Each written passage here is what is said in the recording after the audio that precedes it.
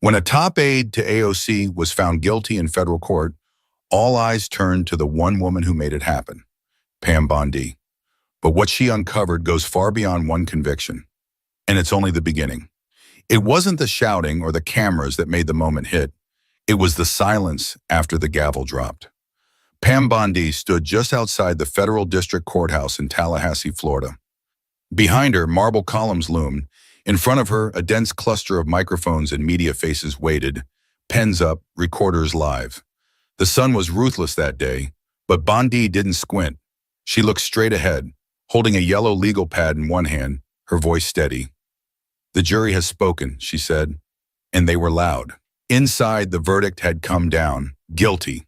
1 count of conspiracy to violate campaign finance laws, 2 counts of illegal coordination with outside groups, and a final count that carried the most weight, wire fraud tied to misrepresented donations.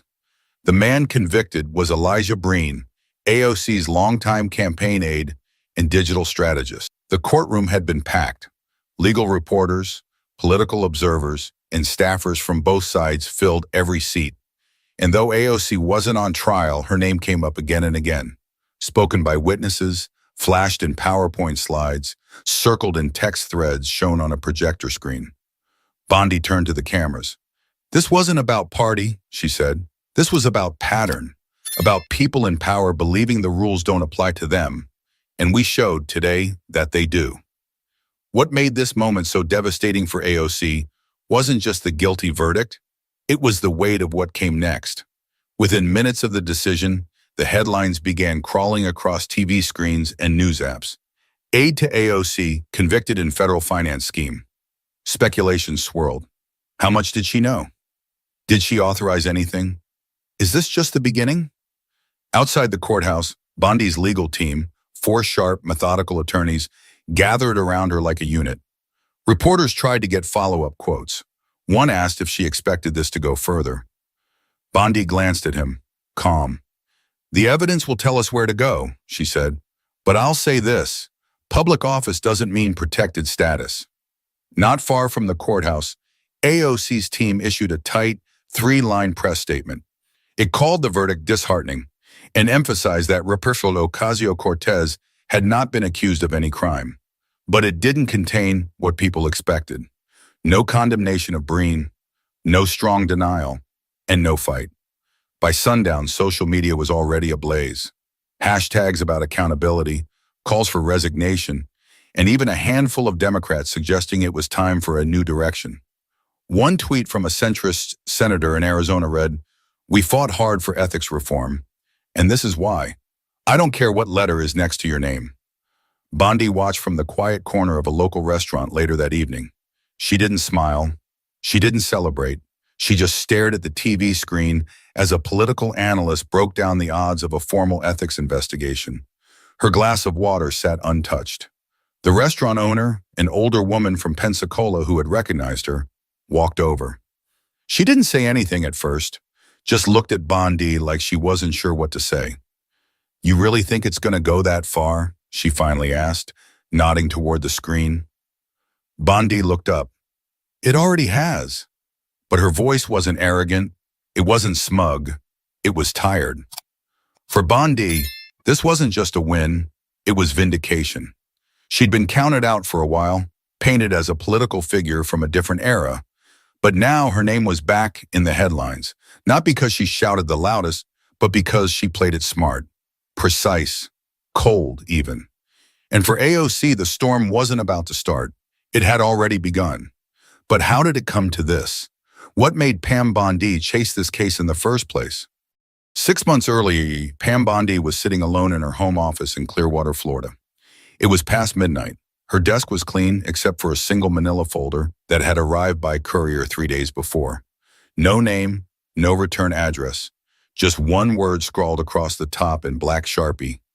Coordination. At first, she hadn't paid much attention. She got stuff like this all the time.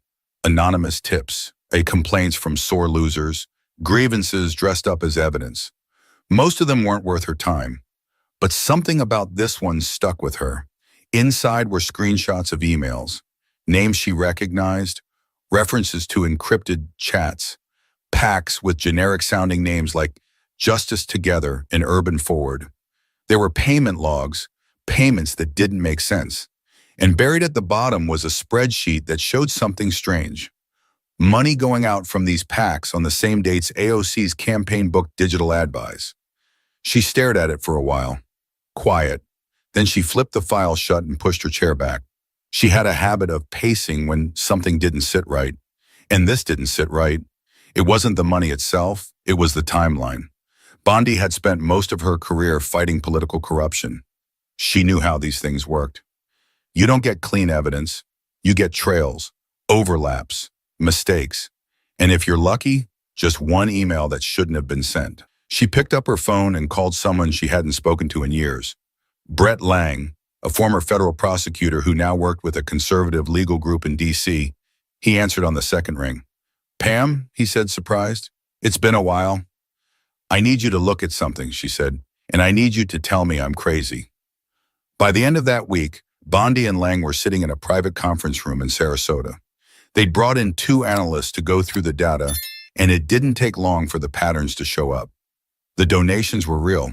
The PACs were registered, but the coordination was the problem. Illegal, if proven.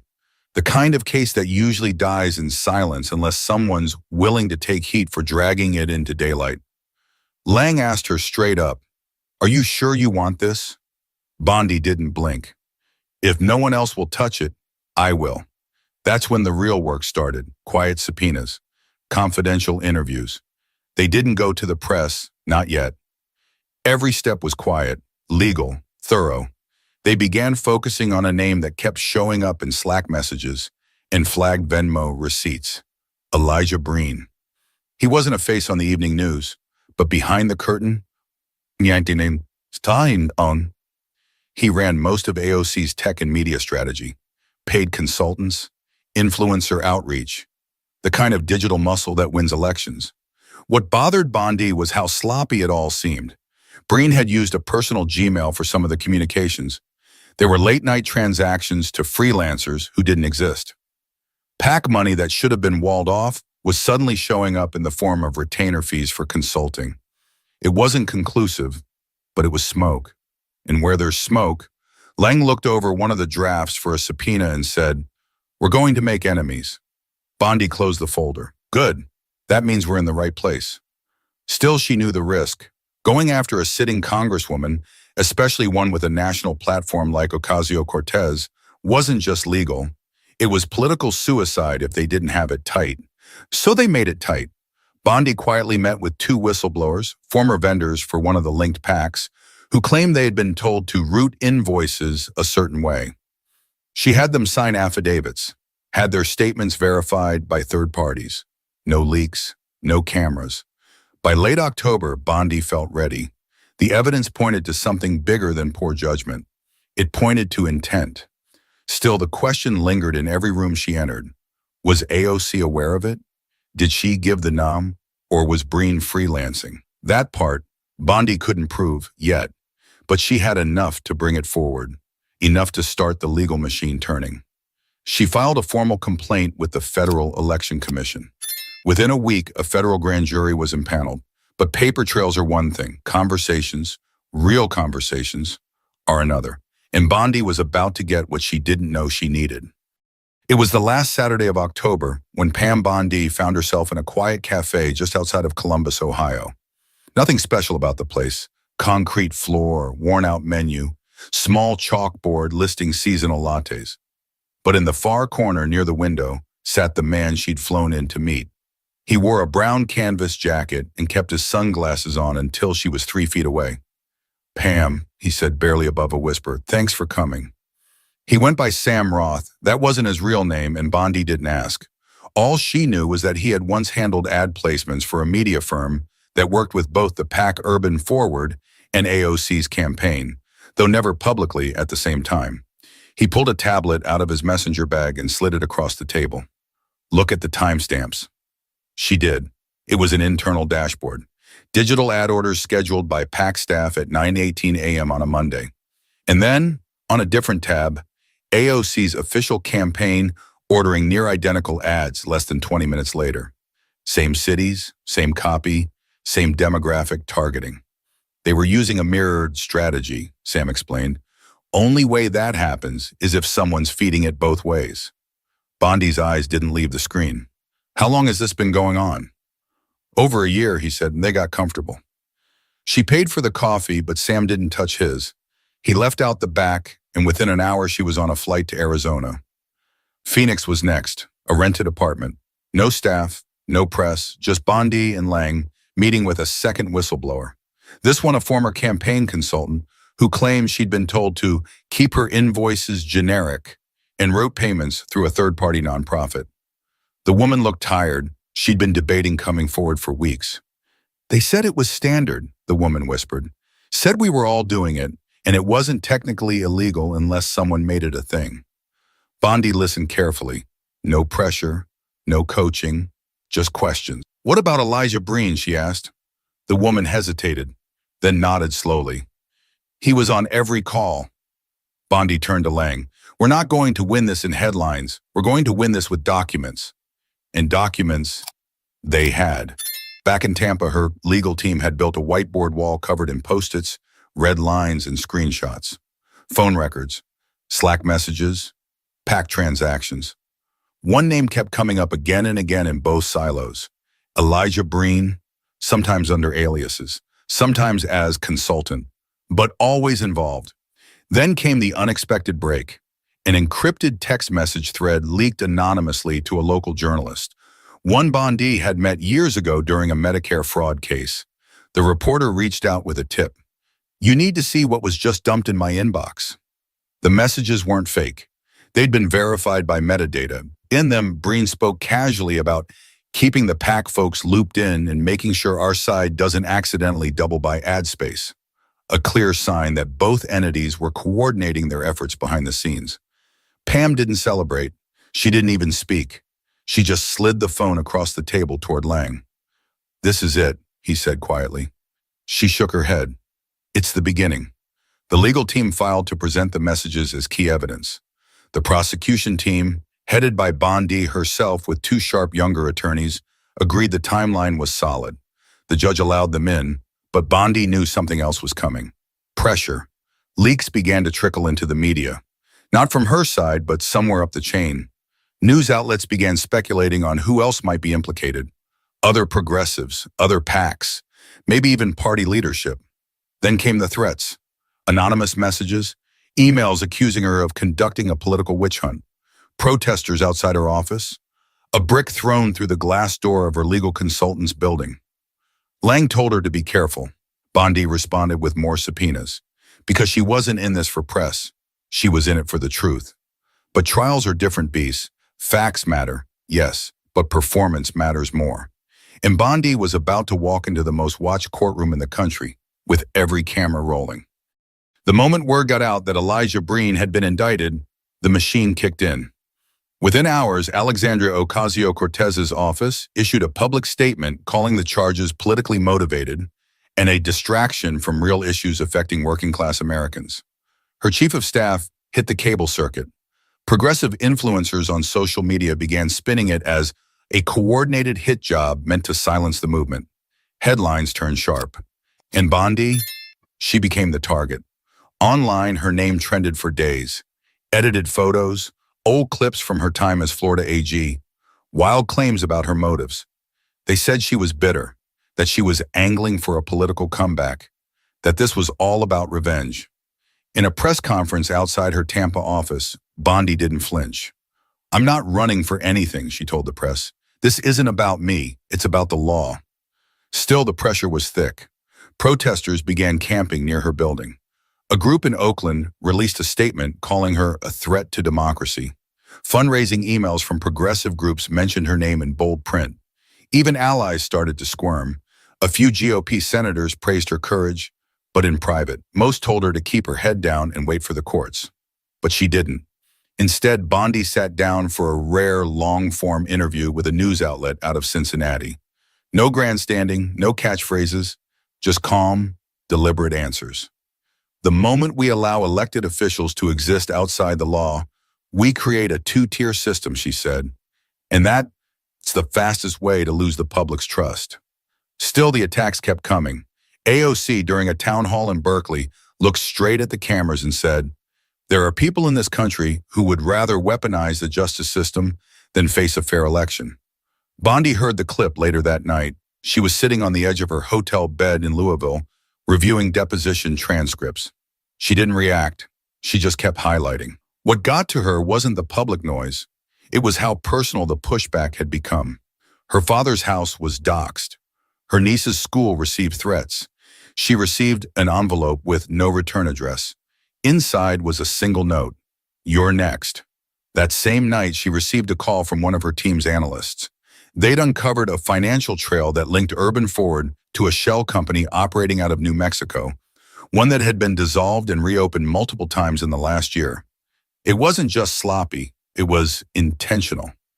"This changes things," the analyst said. Pam stared at the printouts. "We bring it to court."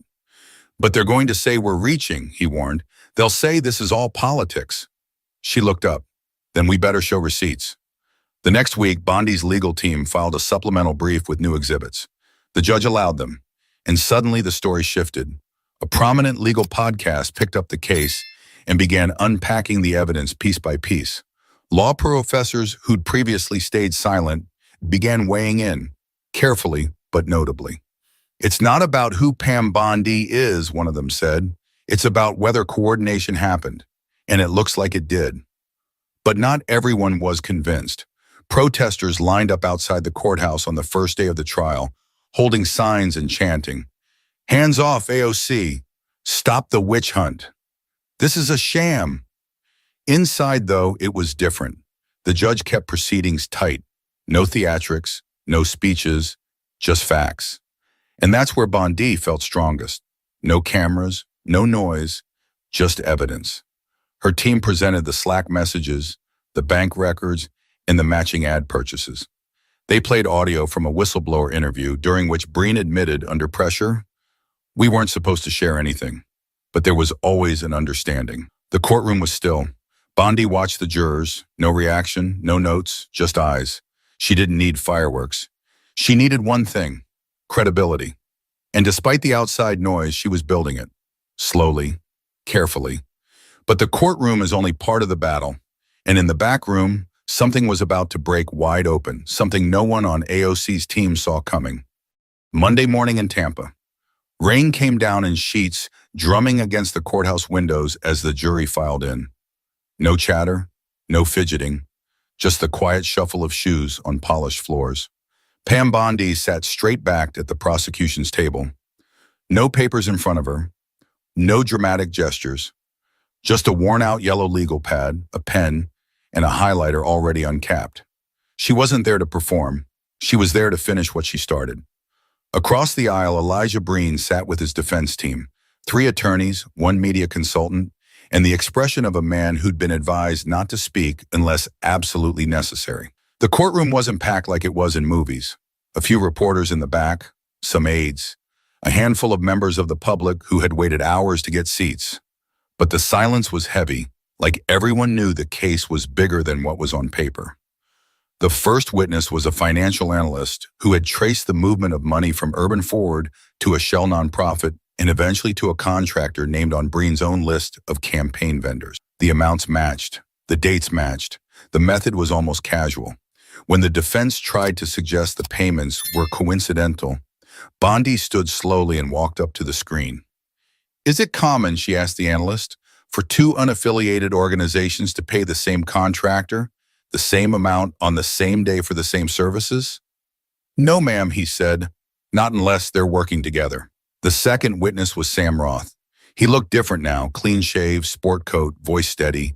He walked the jury through the ad-buying dashboard, the mirrored strategies, the unusual IP addresses that access both systems within minutes of each other. Breen's lawyers tried to discredit him by highlighting that he was granted whistleblower immunity. "You're only here because you don't want to be charged, right?" one lawyer asked. Sam leaned forward. "I'm here because I got tired of lying." That moment landed, but the turning point came midweek. Pam Bondi introduced a new exhibit, an audio clip from a staff training session recorded on Zoom. It had been buried in a vendor's archive, marked with the wrong date. The defense hadn't reviewed it. The judge allowed it. In the clip, Breen can be heard instructing junior staffers, "We don't communicate with the PACs officially. You all know what that means. Use signal if anything's urgent." Gasps weren't allowed in court, cheery, but you could feel the collective inhale. Bondi didn't move. She let the jury sit with that sentence. Then after a beat, she looked at the judge. No further questions. Outside, reporters were already texting headlines back to their editors. Inside, the defense scrambled. They tried calling a tech consultant to explain away the communications. But the guy stammered, fumbled over jargon, and finally admitted he'd never seen the full campaign communications plan. By Friday, both sides rested, and then silence. The jury deliberated for 9 hours. Not quick enough to be a rubber stamp. Not long enough to raise doubts. They filed in again. Same quiet steps, same worn expressions. The foreman handed the envelope to the bailiff. The judge unfolded the paper. Her eyes moved slowly. On count 1, guilty. She read the rest one by one. Breen kept his gaze on the floor. Bondi didn't blink. She wrote something on her yellow pad, capped her highlighter, and stood as the judge adjourned court. As she exited the building, microphones were already waiting. "What do you say to the critics who calls this a political stunt?" one reporter shouted. Pam paused, turned slightly. "I say facts don't care about politics," she said, "and neither should the law." But the story didn't stop at the courthouse steps. In fact, the consequences of that verdict were just starting to ripple out in ways nobody, especially AOC, had fully prepared for. By Monday morning, the political world looked different. Cable networks led with it. Headlines stacked across every outlet. Breen convicted. Ethics Committee, eyes AOC's role. Congressional staffers exchanged texts with one-word questions. Resign? On Capitol Hill, even those who once stood firmly in AOC's corner now kept their distance, waiting to see where the pieces would fall. Pam Bondi wasn't in D.C. She was back in Clearwater, sitting on her back porch, watching the Gulf breeze stir the trees. She hadn't spoken publicly since the verdict.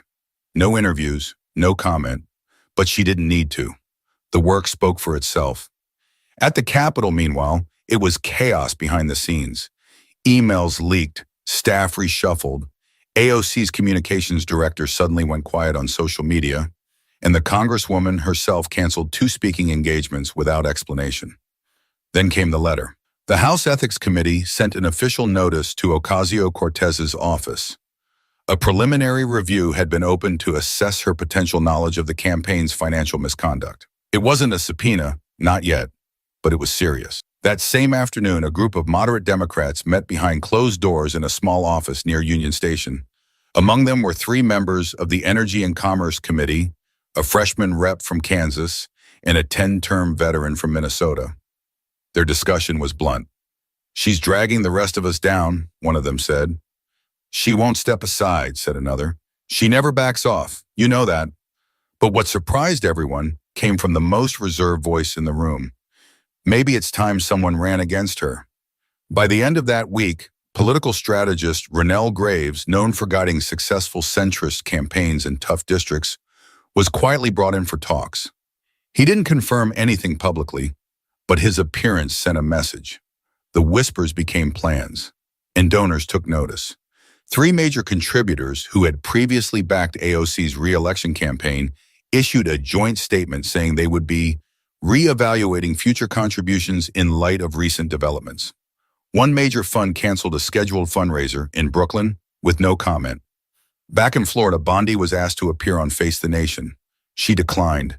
Instead, she sat for a 30-minute conversation with a small public affairs podcast hosted out of a station in Pensacola. When the host asked her if she thought AOC would face charges, Bondi didn't speculate. "I don't decide who gets charged," she said. "That's not my role. But I do believe public servants need to hold themselves to the same standard we hold everyday people to, maybe higher." Still, the pressure on Ocasio-Cortez kept building. Political analysts began pointing to her changing tone. She no longer spoke as forcefully in interviews. Her Twitter feed was quieter, and during one town hall in Newark, she was visibly rattled when an audience member stood up and asked, "If you weren't involved, why did your aide take the fall alone?" She didn't answer. Instead, she changed the subject. That clip circulated fast. Meanwhile, Bondi was invited to a legal summit in Austin, where she gave a talk titled "Accountability Isn't Partisan." It was her most watched public appearance in years. Even critics had to admit she'd handled the trial with focus, restraint, and precision. Then came a twist no one saw coming. An internal memo from Breen's legal team was leaked to a blogger in Tallahassee. In it, Breen allegedly claimed he never acted without prior campaign direction, and that senior leadership was aware of coordination activities. The memo didn't name names, but it didn't have to. Overnight, the ethics investigation took a sharper tone. AOC's office stopped issuing public statements. Her legal counsel requested a closed-door session with committee members. Pam Bondi didn't gloat. She stayed quiet. When asked whether she thought AOC should resign, she said only this: that's between her and her conscience. But what drove Pam Bondi to stay so committed, so patient through the fire? The answer wasn't about headlines or political points. It was something deeper, something she hadn't talked about yet. It was nearly dusk when Pam Bondi walked the trail behind her old high school in Temple Terrace. She hadn't been back in years, but something about the stillness pulled her there that evening. No cameras, no aides, no scripts, just sneakers, a loose hoodie, and a head full of unfinished thoughts. Her phone buzzed twice in her pocket. She didn't check it. What people didn't know, what they never saw, was that this case was never about Alexandria Ocasio-Cortez for her. It wasn't about scoring political wins or proving something to pundits. It was personal, but not in the way people assumed. Years ago, Bondi had prosecuted a mid-level official in Florida's transportation department, a case that got buried beneath national headlines. That man had been skimming funds. Nothing massive, but enough to fund vacations and campaign donations under the radar. When she filed charges, people rolled their eyes. Let it go, they told her. He's not hurting anyone. But she filed anyway, and she remembered what the man said to her as the verdict came in. No one cares about this stuff. They only care when it's someone they love. That line stuck, because it was true. We forgive corruption when it wears the face of someone who makes us feel heard. We ignore it when the cause sounds righteous. But laws weren't made to flex with charisma. And power, no matter how it's packaged, still corrupts when no one's watching. This case, it wasn't about one aide or one congresswoman. It was about what people do when they believe they're untouchable. In the days following the verdict, more information began to surface. Other names, other connections. A second aide had quietly stepped down from AOC's inner circle. 2 progressive PACs announced abrupt internal audits. Bondi had passed the information along, but she wasn't chasing headlines anymore. She had said what she came to say. Back in Clearwater, she finally returned a call she'd been avoiding from her old friend, former prosecutor Brett Lang. "They're saying you might get tapped for a federal commission spot," he said. "I'm not interested." "They're saying you could run." "I'm not doing this again." There was a pause. "You sure?" Bondi leaned back in her chair. "I didn't take this case to rebuild a brand, Brett. I took it because I believe in consequences. I took it because I still believe truth matters, even when it's inconvenient." He chuckled. "You sound like someone who's got more to say." She smiled faintly. "Maybe, but for once, I'm okay with letting the silence speak." Meanwhile, across the country, a political shift was quietly taking place. Candidates began distancing themselves from PAC money. Congressional staffers underwent mandatory ethics briefings. Reform bills that had sat cold for years were suddenly getting traction in committee.